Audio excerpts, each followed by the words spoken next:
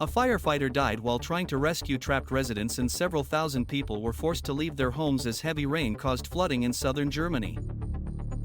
The 42-year-old man who died was in a rescue boat carrying 4 firefighters that capsized late on Saturday.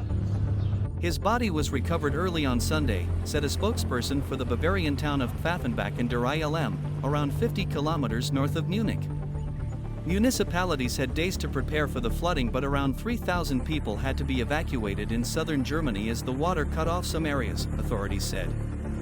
We owe our thanks and respect to the rescue workers and helpers who are battling the consequences of the floods in many places, Chancellor Olaf Scholz said on X. Scholz is scheduled to travel to the region on Monday, where he will meet with Interior Minister Nancy Faeser and Bavaria's premier mid-morning local time to get an overview, a government spokesperson said.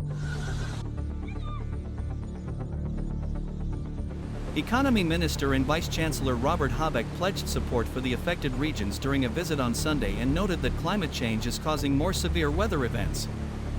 Natural disasters have always accompanied mankind. What we are seeing is that the frequency of these events is increasing significantly. Record floods occur every few years, record rainfall every few years, Habeck, of the Greens Party, told broadcaster NTV.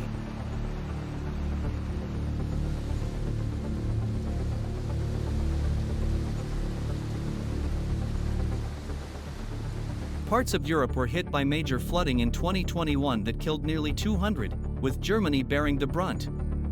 The disaster was largely blamed on the consequences of climate change and prompted calls for stricter warning and safety measures.